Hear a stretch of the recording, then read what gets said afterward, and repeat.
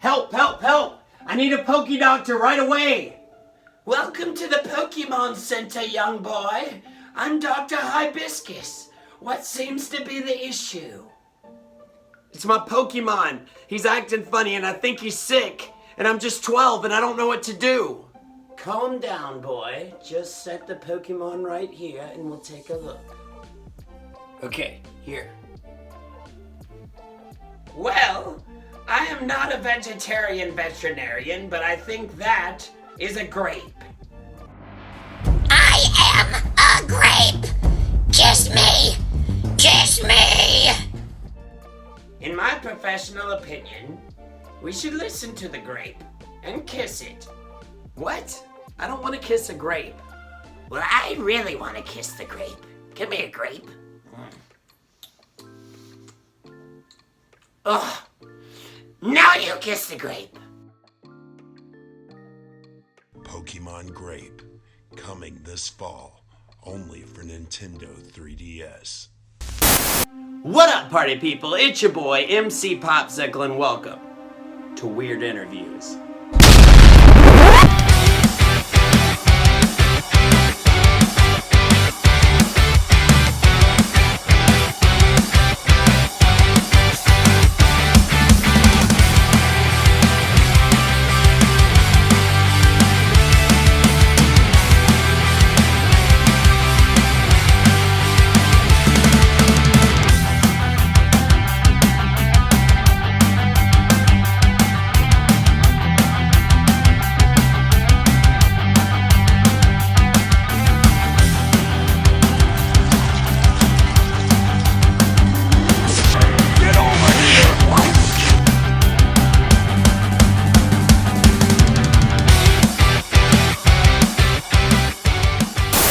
What up, party people? It's your boy, the Party Pikachu, MC Popsicle! Hey, thank you. And today, I'm super excited because we are talking to Erica Schroeder. You might know her as the voice of Eevee, Sylveon, Flareon, Glaceon, and Espeon from Pokemon. Also from Yu-Gi-Oh! She played Dark Magician Girl, Akiza, and one of the voices of My Valentine. From Sonic, she played Blaze the Cat, and from One Piece, she was one of the voices of Luffy. Oh yeah, and Nurse Joy, And like 100 billion other crazy characters. I'm super excited to talk to her, but first, this episode was brought to you by Ramicus.com. Make sure to check them out. You can buy my merch there. So check it out right here. Also, got a comic book coming out. It is called Popsicle Ghost. And it's going to be out really, really soon. You can pre-order now. So hit me up, send me a DM, and we'll get you one. But without further ado, check it out. Hey, how you doing today? I'm well. How are you, Popsicle? I'm doing absolutely wonderful. Thank you so much for coming on. I'm really excited to talk to you. Of course. I'm excited to be here. I watched one of your interviews and I thought you were a laugh riot. Honestly, very creative. And what flavor popsicle are you feeling like today? I think I'm a bomb pop. Like the red, white, and blue ones. Because you have to be more than one flavor at a time, right? Yeah, definitely. Yeah, I think that's what I am. I put a lot of thought into that, actually. I love it. So you have done a lot of stuff. Like I've read a lot about you, and it seems like you've just done so much stuff that it's really hard, like, to figure it out. Like, because I was looking at all your Pokemon work, and it was like 50 characters or something, or 60 characters. It said something like that. Yeah.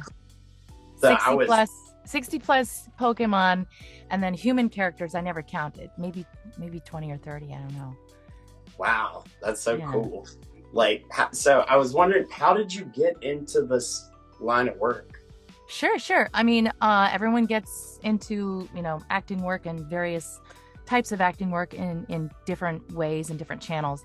But mine was like from the womb, like my mom said I came out dancing. I knew from a very, very young age I consider myself lucky to know, because I know that my brother and my sister struggled they're both so smart and such good people. And they were both like, I don't know what I want to do. And I somehow came out pre-programmed to be an actor, and a performer, entertainer like yourself.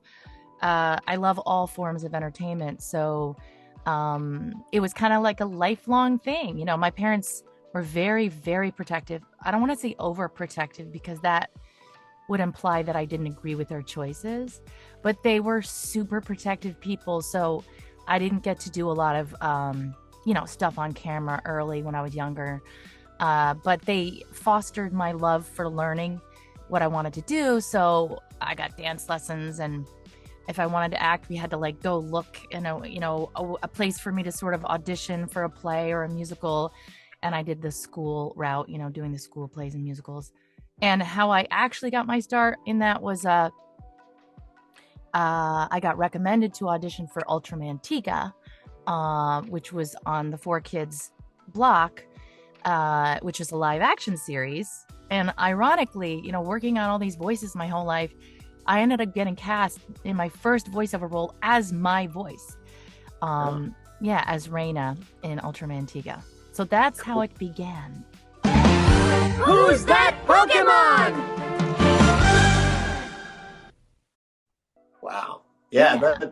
What you said about knowing what you want to do, I relate to that because I know so many people that are so talented, and I feel like their biggest issue is they're not able to put a name on what they want. Exactly. So I feel very blessed to have known that. Like, I feel like that's such an asset that it's a huge asset. And it's sad when you meet friends, right? Sorry, I know we have a little bit of a delay already. So we're going to interrupt each other a lot. But, you have friends that, like you said, either don't know what they want to do or can't figure out how to get to their route, right? And then they're the ones whose parents are just like, you can't be an artist. Mm-hmm. And I'm like, really? Like, you're going to listen to your parents? You can't. You can't listen to your parents. You're the one who has to live your life. They can't tell you, you need a backup plan. My parents never told me I needed a backup plan. Did I struggle? Was it really hard to make a living? Yes, it was. But I cherish every minute of that because I earned it. It's a great thing to pave your own path. And you can't listen to your parents. You got to live your own life. Yeah. Yeah, it's very encouraging to meet people like you because you're like, it can be done. Like, it's really awesome. So was the Ultraman stuff, is that how you got involved with Pokemon? Because that's the same company, right? Yes, it was. So there were like a lot of different companies that I started working for in the early 2000s. But yes, that was the same company that was doing Pokemon. And I actually started my first role on Pokemon. I can't remember his name. Someone has got to have it somewhere. Maybe it was Steve something. Maybe this little bully, like this total obnoxious bully kid, was the first thing I did on there. It was just a guest episode, one episode. And that was, I think, I'm not sure, the first cartoon thing I ever did, I think, was this bully character. I'm surprised that I don't remember what the first thing was, but shortly thereafter came Nurse Joy. So I love Nurse Joy. So when you're doing that, like when you're working for Pokemon, what was your average day like recording? Sure. I mean, everybody's different. Depends on the size of your role, really how long it's going to take to record. So it's pretty similar today as it was 20 years ago, in the sense that if you're a guest character, it's maybe an hour and a half, tops 2 hours. But if you're a guest lead, it could be 3 to 4 hours for that episode. Like Yu-Gi-Oh was always 4 hours if you were dueling, 4 hours. But then if you're like a small ancillary role in something that doesn't have a big feature or battle or something, you could be called in for 30 minutes or an hour.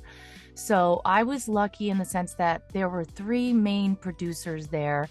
There were lots of producers, but there were 3 mains, and they were in charge of different shows.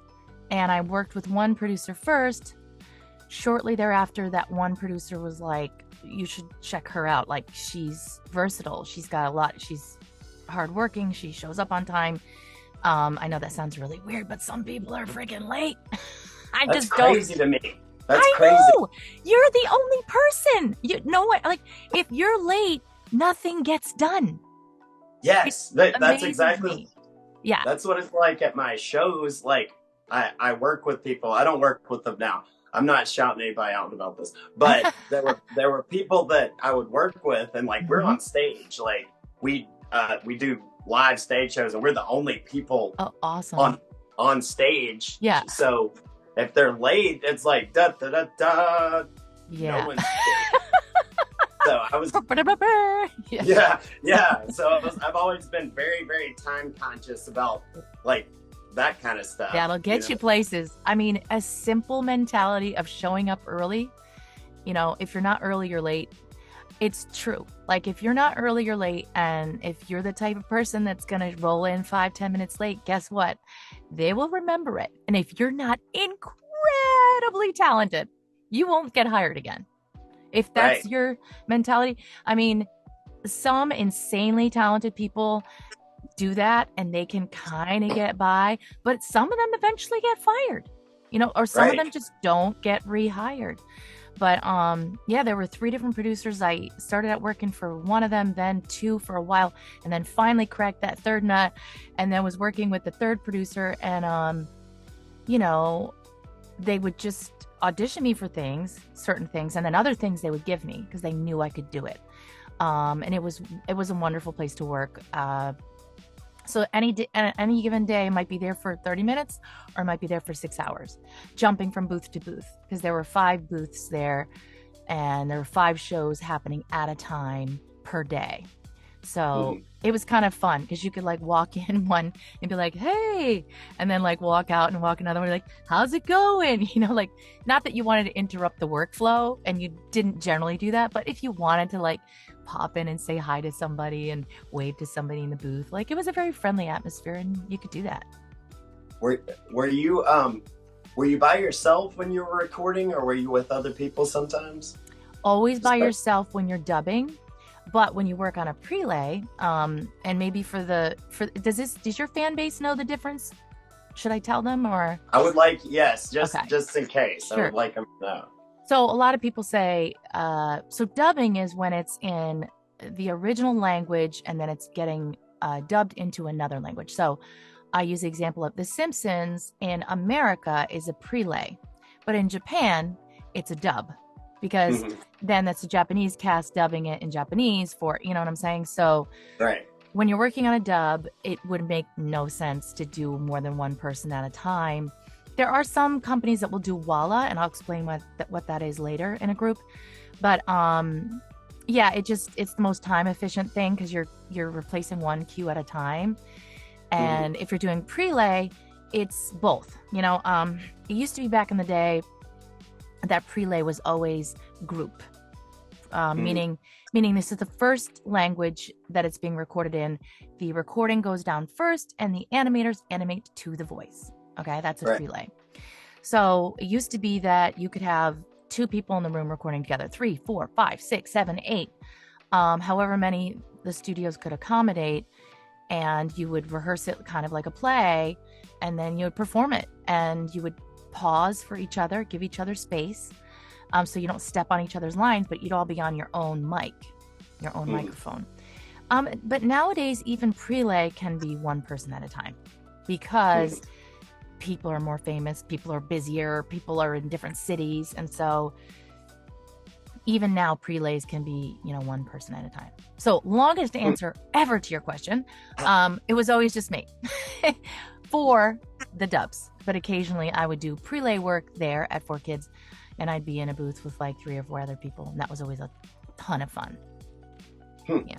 I was thinking about a lot of this stuff yesterday. So like I had a show last night, so I was talking to some of my buddies that work there, and I was asking them like, do you watch anime? Like, do you know about like One Piece and stuff like that? So a lot of them were like, yes, and they just like get like a 20-minute speech about it.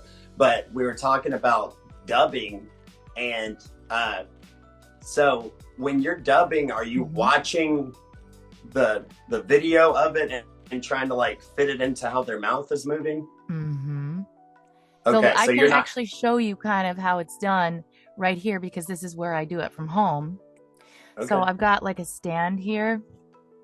I'll show you. Mine's fancier than most people. That's my fancy stand. And it's sitting right in front of me, right behind my keyboard, and that has my iPad on it. Or if I'm working on an audition or something, I will use paper. I love paper because I love to write notes on it, and you know, I know you can write with a stylus and all that, but it just doesn't feel the same. So I have that there. So like, let's just say this is my iPad. Put it right here, and then you are the screen that I'm dubbing. So I'm looking. My gaze, my mouth is in this direction. My gaze is right here and here, and I'm flipping up and down, up and down, up and down. I'm trying to memorize as much as I can, like that. See it, memorize. Why? You're being insane. That's not a good plan at all, right? I might remember half of it. It's more important to get the acting and the performance than it is to get the exact match. But you do get to watch first. So I could see the character going, and I can see that she's exasperated. So I'm not going to be like, why? That's not a good, I'm not going to play it like she's calm, right? She looks exasperated. So I've watched her do it. And now I'm going to be as exasperated as she is as I perform. If I don't remember the lines, I'm going to be peeking down, peeking back up. You know, there's always this eye gaze thing. So that's kind of how it's done. But we get the 3 beeps beforehand. I don't know if you know about the audio beeps. Mm-hmm. Yeah, Beep, to let you know to beep, go. beep. You talk on the 4th beat, the missing beat. 1, 2, 3, talk. Now that doesn't mean that you're talking in that pace. It doesn't mean you're going to be like 1, 2, 3. I'm talking now. No, it could be beep, beep, beep. Oh my God. You know, so you have to change the pace depending on what's happening on screen, but you come in on the 4th beat, and that's how it works. Right. That sounds, is that harder than just regular voice acting? That It requires an extra skill. But for some people who've only done dubbing and then they switch to prelay, they can find that very difficult because they have mastered the art of matching the original actor's performance in the sense that if the animators did a good job, they matched the original actor's performance. So they're matching the emotion of the original voice actor, really. So if they're used to having a guide track and then suddenly there's no guide track, they might feel like, you know, what's the characters? They're like about to go off the cliff, you know? Oh, the lemmings. Yeah. And so they might feel a little more like a fish out of water. Now, for me, I love both so much. I really do. But like prelay, there's so much more room for creativity. Right. Because if my character wants to laugh, I don't have to not do that because it's not on the screen. I can be like, Oh my goodness, that's crazy. you know, I can put that in there. Or be like, well, you know, I can put the in there. I can put it in the middle. I can do whatever I want. You know, I have the script. I got to say those lines at least once. Usually I'll say them exactly as is twice. But then the 3rd time I might just say something different. Or not because the writing isn't fantastic, but because I may have an idea, you know? Right. Yeah. Yeah, that seems like it could end up being stressful in a really hard scene or whatever. I was talking to one of those guys that I was talking to last night, and he was saying that he thought that maybe when they make anime, they are not really making it in Japanese perfectly and not really making it in English perfectly. So it's like halfway in between. Is that a real thing? I wouldn't say that's a real thing. I would say there are certain anime styles that don't match the actors well. And I don't know why. Like, I would say when we dub into English, we are way more particular. And in general, we sometimes are more accurate. Because first of all, it's got to be translated. Then it's got to be adapted. And do you know what I mean by adapted? Because I can explain it. Right. Well, that would be like things that are maybe culturally different or something that wouldn't make any sense. That's here. part of it. That's part of it. But most of it is like, if I say, if I just want to say, let's just say in Japanese that I love you. I have no idea, by the way, that I love you is 7 syllables. And here it's 3. Okay. Yeah. So the character saying I love you, that's the translation, but we have 7 mouth movements, right? Yeah. So it's like, oh crap. Well, we want to be true to this. We don't really want to add, but we kind of have to. I love you so much, really. That's the adapter maybe decides to say that. I love you so much, really.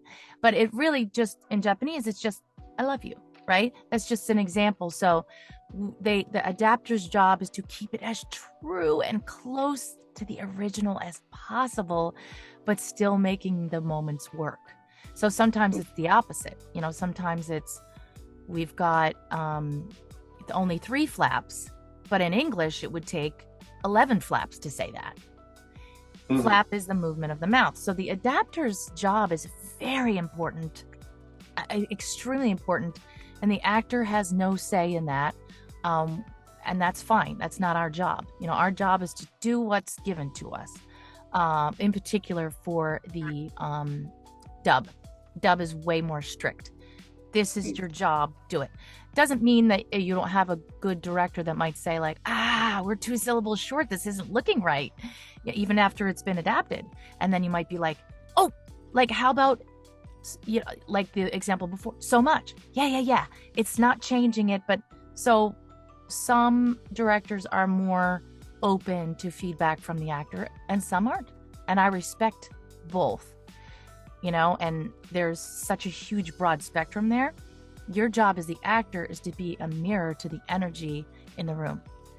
If your director is like cracking jokes in between things, that's pretty safe to say that you can crack jokes too. If your director is completely serious and doesn't break the mood of the scene, don't break the mood of the scene. Don't start cracking jokes. Common sense. Be a mirror to the energy that you're given. And if you can do that with every director, they will want to work with you again. Right. Yeah. Yeah. That's very interesting because like literally I had all these conversations yesterday. Yeah. Like I wonder about that. Did they ever change any of the animation for the mouths or anything, or is that just they do? Mm-hmm. Okay. Yeah. They can add. Now, different companies do. I think some do, some don't. But they all have the ability to do that if they need to. Yeah. I don't know how that's done. That seems kind of difficult, but it's definitely. I've been in shows that have done that for sure. Yeah.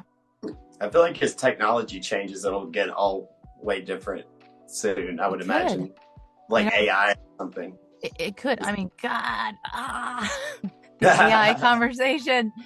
Ooh, oh man, I feel like there are going to be laws put in place about AI for like creativity stuff. There has to be. It is. Yeah. It's already out of control. Anybody up here making decisions for people down here is not a good idea. We, the collective, have to be making our own decisions, and we have to collectively make them so that we can protect ourselves collectively, Right. But like my voice has been stolen already and on many different websites. I am like, you can buy my voice as this, you can buy my voice as that. Guys, please don't. Wow. I won't like you. I will not think highly of you if you do that to me, or to any of my voice acting friends. I went on a couple sites and I saw like 50 of my friends on there. So I texted every single one of them. This was like 2 years ago. And now we're having this strike. So I was messaging everybody going, hey, you're on this site. Hey, you're here. Just trying to protect everybody. But, some of it's out of our hands. And some websites were very responsive. I will take it down immediately. Thank you. Wow. And some never wrote me back. Yeah, that's what I would expect more. So that's cool that they got back with you, though. I'm a couple people at least were like, all right, we didn't know and we respect you. Thank you. After the fact, at least you listened to me. ex post facto. Right. You know. Yeah, that wasn't part of my I wasn't planning to get into that, but I thought of it. So It's great. I'm glad you mentioned it. It's very important, and it's something that we're fighting for right now. So it should definitely be part of the conversation. So I appreciate you talking about it. I'm in the Screen Actors Guild as well, so I'm in that. I know about all that kind of stuff. It's really weird. It's like with AI, they're like, well, none of us will have jobs, and it's like, I guess we'll just all be irrelevant. And I'm like, I don't want to do that. That doesn't sound fun at all. Like, I don't know how that's good. I mean, I don't think anybody's saying that in particular, but I do think that some people are saying we can use it responsibly. And I honestly don't know what that is. Like, I haven't done enough research to know what using it responsibly is. Resurrecting a dead actor, which they've done in a lot of things, and that's up to the estate. That's usually up to those people's children or their living relatives. And that's really hard too. Maybe those people gave away their likenesses in a contract and didn't even know it. So maybe that's what's happening. But I don't think I would want to be resurrected after, and if I do choose to do that, I would probably put stipulations, and I would say it's for this, and, because people can do anything without rules. So rules are important. Yeah, I agree. It's a grape. Yeah. So another thing I wanted to talk about is, did you get? I'm not sure about the timeline for this, but with One Piece, did this other stuff you were doing lead into that, or how did you end up over there? Yeah, actually, that's a great question. So, so my first main. Sorry, it's getting hot in here because I turned the air conditioning off. My first lead boy, featured boy, was Lyserg in Shaman King. So I had already done that. The producers were very happy with my performance. The director and I got along so well. We had so much fun. And everybody felt I matched the character well in their intention and his broodiness and things like that. Not brute, but brood. Two different things. And I believe what happened was they had cast somebody, and it was a male, and they realized that wasn't the right match, and so then they were having just a couple people hand selected to come in and read, or maybe it was just me, to be honest. I don't know. All I know is that everyone was like, it's her, like, she's the one. We just have to prove it to ourselves, and we have to prove it to Toy, and we have to prove it to the creators, and just basically pitch me, and they had to say yes or no, basically. And it was a very interesting audition process, because I kind of had the part, but I kind of didn't. I think I had like a week to work with them, and they could talk to me about the character, and we had sessions where we actually weren't even in the booth, which I thought was awesome. It reminded me of my theater time, which I was still doing at the same time, theater. And in theater, you sit down and you study the play before you get on your feet. You talk about it, you have conversations about it, and you talk about it with the rest of the cast. And it was kind of a similar process. I was like, this is cool. I mean, the rest of the cast wasn't there, but the creators and people of creative influence were there, and the director and the English language was there, and the producers were there, and we all just talked about this character for a while, and they told me things that were important, and things that should be there, things that shouldn't be there, and we kind of workshopped him together. And like I said, I actually don't remember if I already had the part, like if I'd already gotten approval at this point, or if my conversation and my performance was part of the decision. I can't believe I don't remember that, but I really don't. Well, that can be a gray area sometimes. Yeah, I mean, I don't remember. But nevertheless, they all agreed, yes, this is the right decision. I was the best vocal match and essence match for the Japanese original voice actress that they could find. So that's how that got started. But previously, I think it's because they knew I was already capable of that. And I did make quite a few adjustments.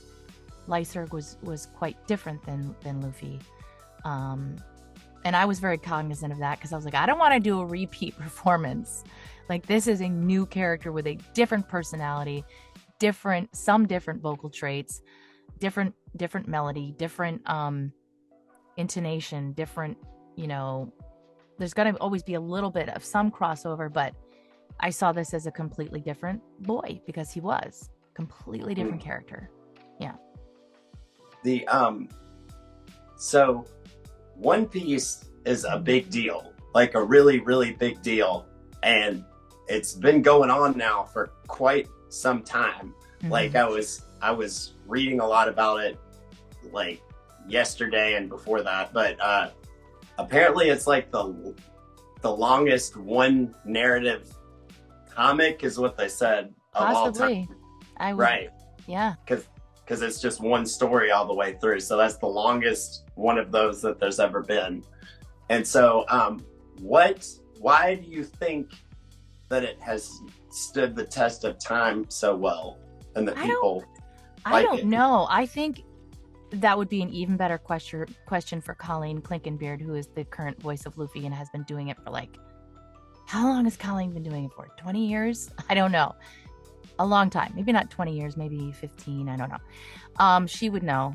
I think she'd be a better person to ask that question to, but from the fans that come to see me that either discovered One Piece through my performance or discovered it through Colleen or discovered it through the Japanese or discovered it through the sub, right? They're all drawn to it for similar reasons and different reasons. One of them is just like the excitement of it, the mystery of it. Underdog. There's so many reasons to be invested in the story, and there has been so much interest and so much fandom that it feels like they're just gonna keep it going until they know how to resolve it and how to end it and how to tell the story best. But One Piece fans are awesome. They're intense. They're fun. They're very adventurous people. I've noticed a lot of them are risk takers, or they're not, or they're conservative that they wish they were risk takers. And there's something about the series that makes them more inspired to try and be more like some of these characters, Right. Yeah, taking more risks. Okay, I have one more question. Sure. And I feel like you might know the answer to this. Oh. What do you think the One Piece treasure is? Oh, I'm not gonna say. Do you actually know? Can you give a guess? If they told me, that would be I know you can't. sacrilegious. I figured you wouldn't actually know, but maybe you do. I don't know. But there's a lot of speculation out there. I think that some kind of special fruit that nobody's found before. I think there's other stuff involved, but that's what my guess was. Maybe we'll let the comment section kind of delve into that. I think that would be fun. You heard this, people. She knows, and she's not telling us. I'm just... Are we live? I have no idea. No. Oh, okay. But thank you very much for coming on. I really appreciate you doing this and talking to me. Of course. Thank you so much for having me. I had a blast. Yeah. Thank you. I've had a really good time. I like how animated you are. No pun intended. I have no idea where my head is going to end up on this screen, and I'm very excited to find out later. I will get you in there. Well, thank you, Miss Erica. I appreciate you, and I hope you have a good day. Thank you, Mr. Popsicle. I hope you have a great day as well. And that's about it, everybody. Thank you guys so much for watching. Make sure to follow my page, MC Popsicles World, on Facebook. Also, thank you so much, Miss Erica. I had a great time talking to you. And without further ado, the sponsors! Please check out Ramicus.com for all the MC Popsicle merchandise. We got buttons, shirts, phone cases, posters, everything. So make sure to get on over to ramicus.com and get you something. Stop! Before you do anything else, check this out. This is a vintage 90s Ninja Turtle figure that was modeled after the turtles from the movie. I love it. And this is a newer turtle figure. I also love it. You should go to the Toy Stash on Instagram and follow them. They have vintage and new toys. And if you're a toy collector like me, you need to know about them. Follow them on Instagram right now. Another thing you need to do is check out Step On It Rugs on Instagram. They are insane. They made me an MC popsicle rug. Anything you can imagine, they can make a rug for it. Hit them up. Also, shout out to my shoe sponsor, Solsfig. They make amazing future sneakers that are just bananas. Please follow them on Instagram. You will love their selection. And if you're thinking, hey, I want those sunglasses, and I want the sunglasses you wear in your movie Popsicle World, make sure to hit up Filthy Shades. Also, if you live on the Gulf Coast and need help with your pool or hot tub, hit up Emerald Coast Pools. They can fix everything and get you swimming again before you can say Baba Booey.